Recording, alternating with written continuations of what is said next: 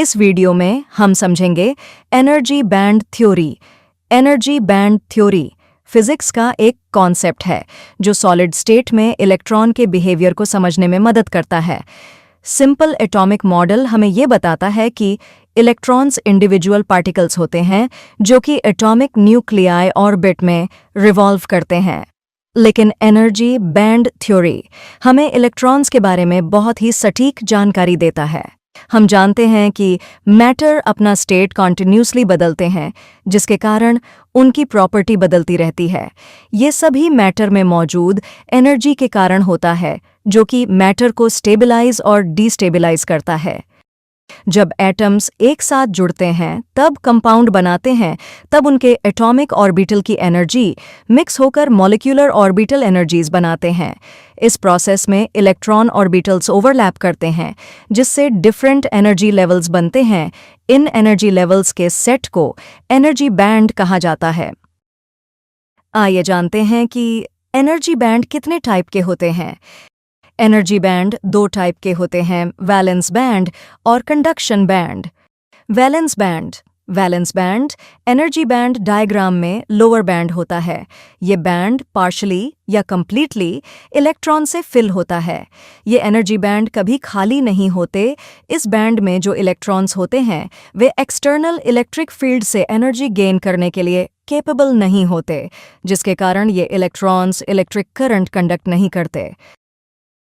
Conduction band energy band diagram का upper band होता है। कंडक्शन बैंड में 0 केल्विन टेम्परेचर पर इलेक्ट्रॉन नहीं होते, लेकिन रूम टेम्परेचर पर कंडक्शन बैंड खाली या फिर पार्शली इलेक्ट्रॉन से फिल्ड होता है।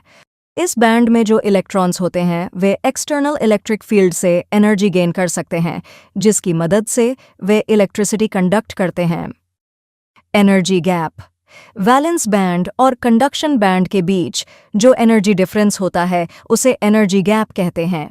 यह एनर्जी गैप मटेरियल की इलेक्ट्रिक प्रॉपर्टीज के बारे में बताता है। एनर्जी बैंड के बेसिस पर सॉलिड को 3 कैटेगरी में बांटा गया है, कंडक्टर, इंसुलेटर या सेमीकंडक्टर। आइए इन्हें एक एक करके समझते हैं। कंडक्टर में वैलेंस बैंड और कंडक्शन बैंड ओवरलैप करते हैं, जिससे इलेक्ट्रॉन्स वैलेंस बैंड से कंडक्शन बैंड में आसानी से मूव करते हैं। मेटल्स जैसे कॉपर या एल्यूमिनियम कंडक्टर्स होते हैं। इंसुलेटर्स में वैलेंस बैंड और कंडक्शन बैंड के बीच एनर्जी गैप बहुत ज़्यादा होता है, जिसके कारण इलेक्ट्रॉन्स वैलेंस बैंड से कंडक्शन बैंड में मूव नहीं कर पाते। बैंड गैप ज़्यादा होने के कारण इलेक्ट्रॉन्स को कंडक्शन बैंड में जाने के लिए बहुत ज़्यादा एनर्जी की रिक्वायरमेंट होती है, इसलिए इंसुलेटर इलेक्ट्रिसिटी कंडक्ट नहीं कर पाते। ग्लास, रबर, सिरेमिक्स इंसुलेटर के एग्जाम्पल हैं।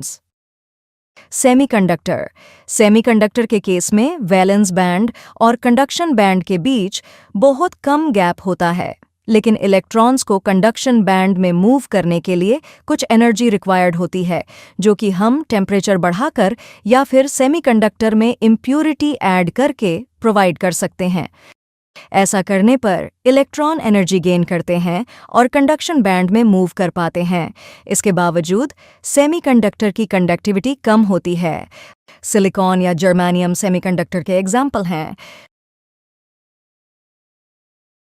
Thanks for watching. If you like this video, please like and subscribe our channel.